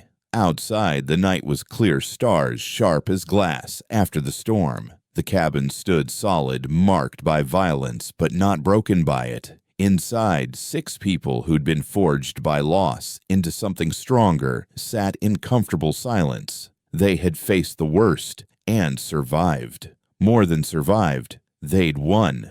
Not just against Brennan, but against the fear and prejudice he represented. Tomorrow would bring challenges, healing, rebuilding, continuing to prove they belonged. But tonight, they were safe. They were home. They were family. And that was victory enough. Spring came early that year, or perhaps it only seemed that way after the violence of winter. By March, the snow had retreated to the highest peaks, leaving the valley green and eager. The cabin, scarred from the battle, but standing strong, became a symbol of something larger than its inhabitants had intended. The trial of Jack Brennan took place in Denver. Ethan testified, as did Ayana and Sheriff Morrison. The courtroom was packed, the case having drawn attention from newspapers as far as San Francisco. When Brennan was sentenced to hang, Ayana felt nothing, not satisfaction, not relief. Just the quiet closing of a chapter written in blood. "I thought it would feel different," she told Ethan on the train ride home. "Like something lifting. Revenge never lifts anything. It just ends things. What lifts weight is what comes after." What came after was unexpected. They returned to find the cabin transformed. The community had worked in their absence. New windows, glass ones that caught morning light. The fence not just repaired, but expanded. A second room added to the north side. And in front, a painted sign, Walker Ranch, Esther 1882.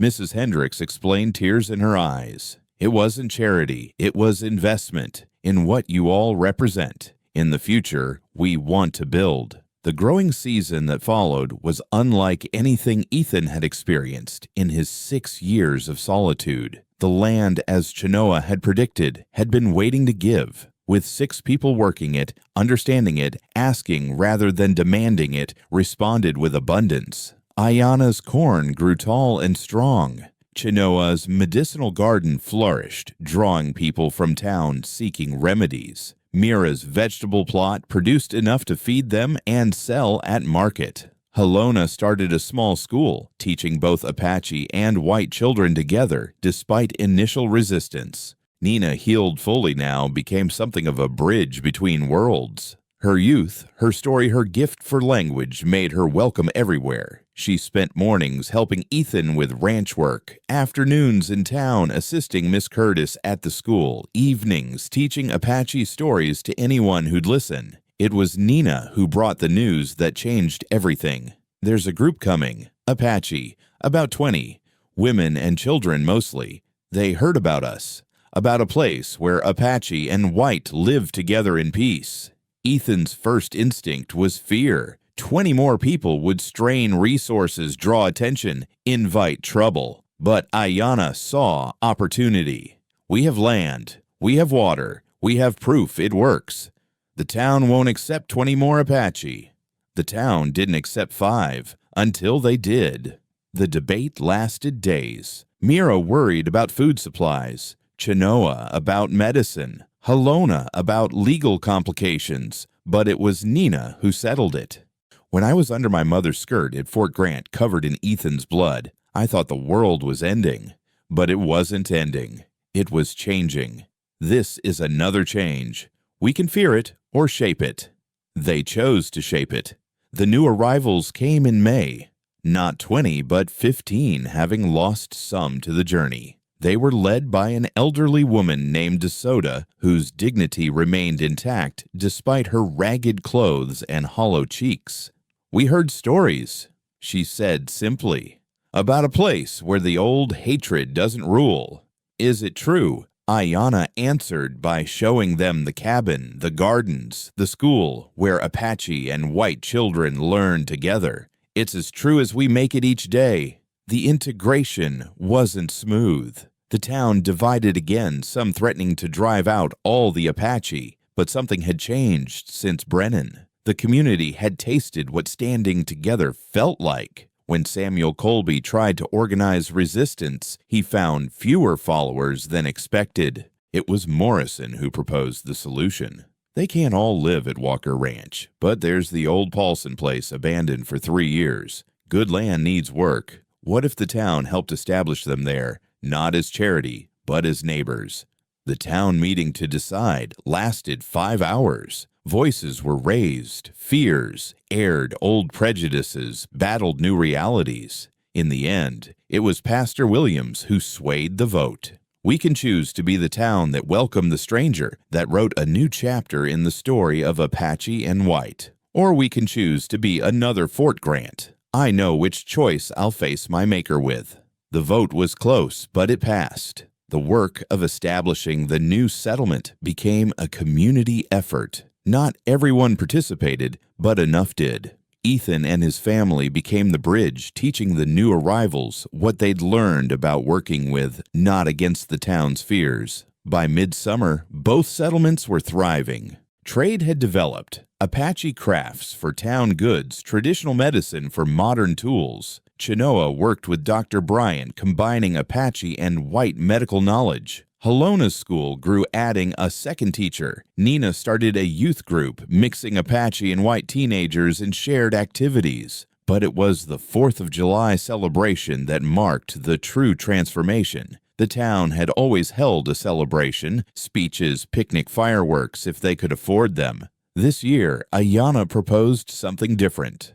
Let both communities contribute. Make it a real celebration of independence, all kinds of independence. There was resistance, of course, but Mrs. Hendricks, now the unofficial leader of the progressive faction, pushed it through. The day itself dawned perfect. Clear sky, warm but not hot, the mountains standing witness to something unprecedented. The Apache contributed traditional dances, food crafts for sale. The town provided music games, and Pastor Williams gave a speech about freedom that somehow encompassed everyone's struggles. But the moment that would be remembered, talked about for generations, came at sunset. Nina stood on the makeshift stage, 17 years old, but carrying the weight of history. She spoke in English, Apache, and Spanish, telling the story of Fort Grant, but not as accusation, as shared history. 43 died that day. Apache blood spilled on American soil,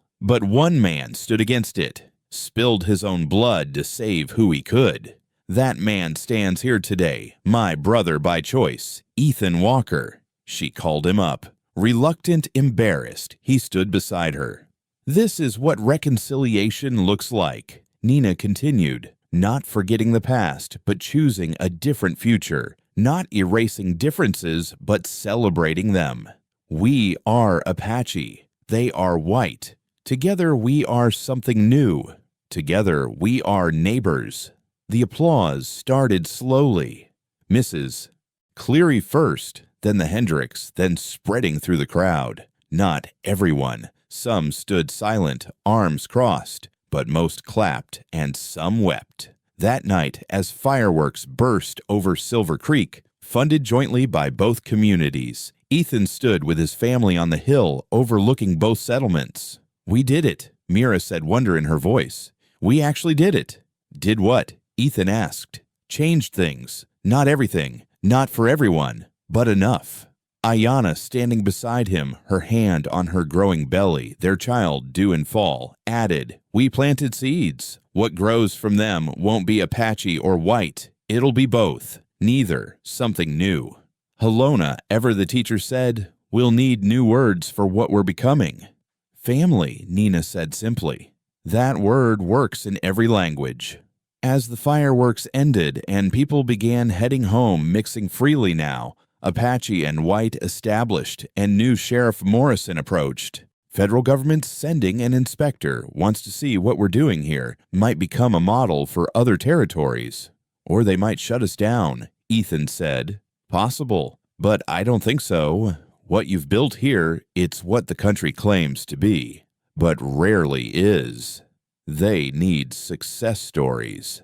After everyone had gone, the 6 original inhabitants of Walker Ranch sat on the porch watching stars emerge. The leather cord that bound them as family had stretched to encompass so much more. My mother, Nina said suddenly, used to say that the strongest basket is woven from different materials. Willow for flexibility, pine root for strength, bear grass for beauty. Each alone is limited. Together, they hold everything.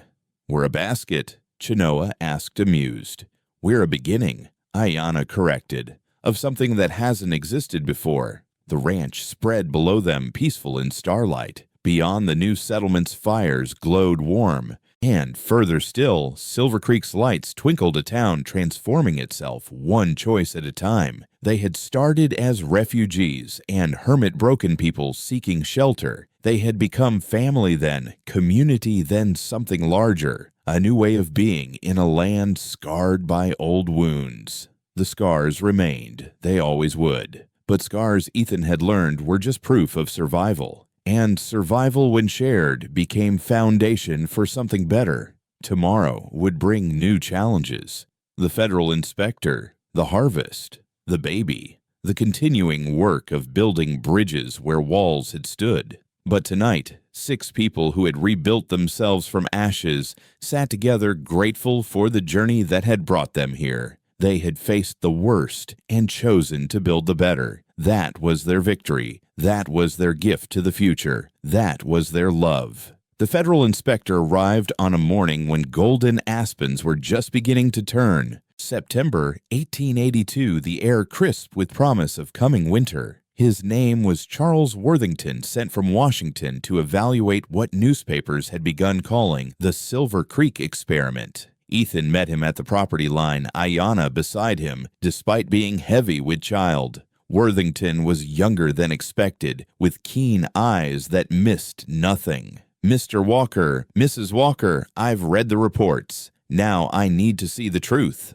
What he saw over the next 3 days challenged every assumption he'd brought. The integrated school, where Apache and white children learned together. The medical clinic where Chenoa and Dr. Bryant had combined their knowledge treating patients regardless of race or ability to pay. The market where Apache crafts sold alongside ranch goods, creating an economy that enriched both communities. But it was the harvest celebration that convinced him. Both communities had combined their traditions. Apache harvest songs mixed with frontier fiddle music. Traditional dances shared the same ground as square dancing. The feast included Apache fry bread and settlers' apple pie venison prepared 2 ways corn from Ayana's field, seasoned with Mira's herbs. Worthington watched Nina teaching a group of mixed children, Apache white Mexican, a game that seemed to combine elements from all cultures. He saw rough miners trading respectfully with Apache grandmothers. He witnessed Pastor Williams and the Apache elder DeSoto discussing their different yet similar concepts of the divine. This shouldn't work, he told Ethan that evening. Most things that matter shouldn't work on paper. The government wants to replicate this, create more integrated communities.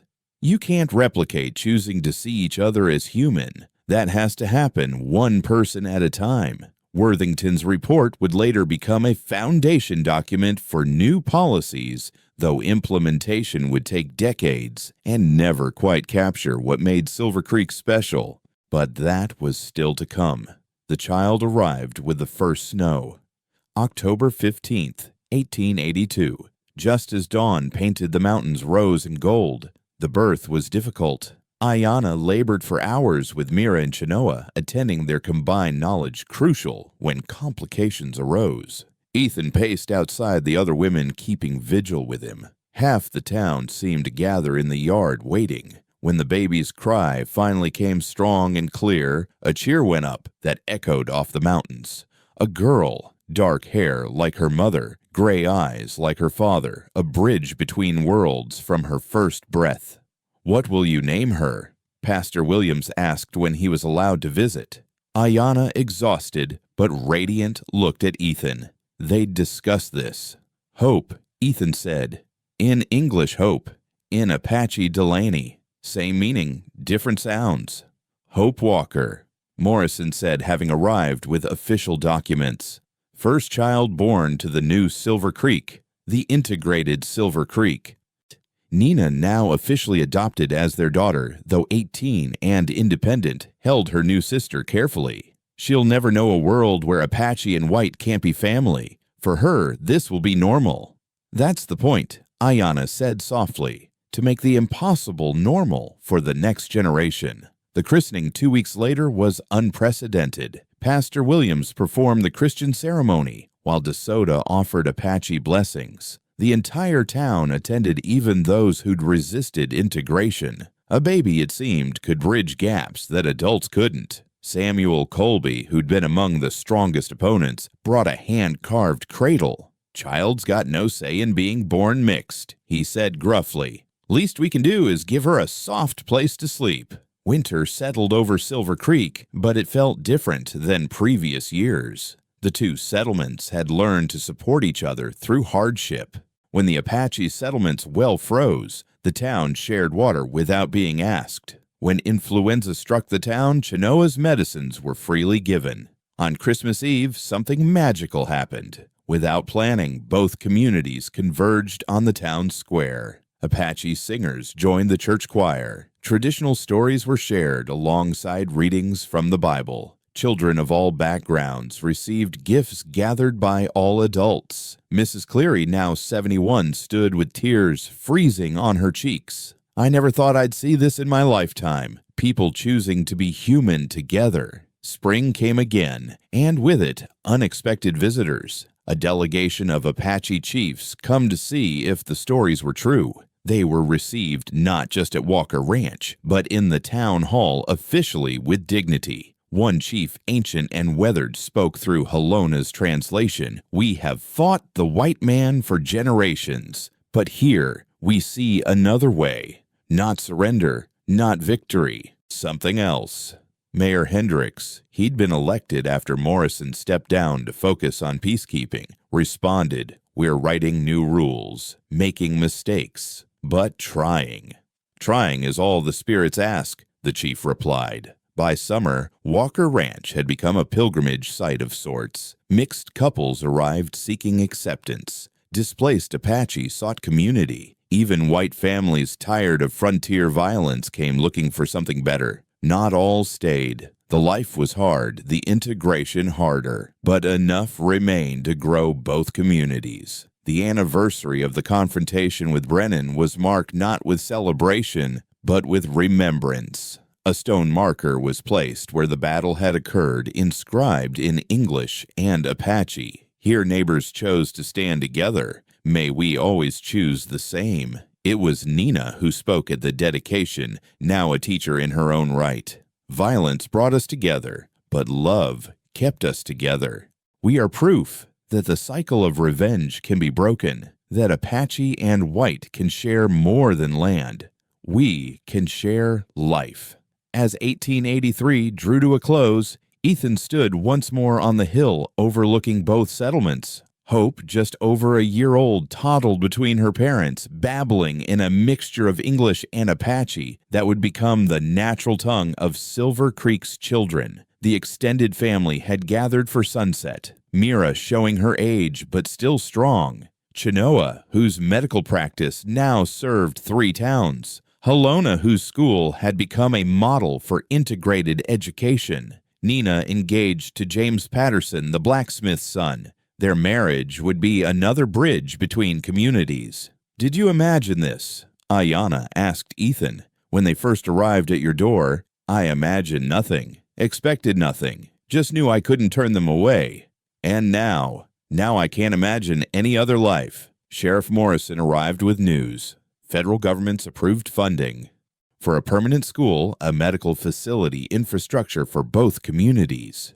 "We're official then?" Mira asked. "More than official. We're the future." That night, as stars emerged sharp and bright, two communities that had become one celebrated quietly. No fireworks, no speeches, just families, mixed, chosen, complicated, sharing meals and stories. In the Apache settlement, drums beat a rhythm of acceptance. In the town church, bells rang harmony. And between them, at Walker Ranch, 6 people who'd started as strangers sat watching their expanded family, their integrated community, their impossible made real.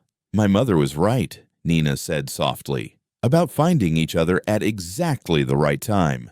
"All our mothers were right," Ayanna added, holding hope close. "About survival being more than breathing. It's about creating something worth passing on."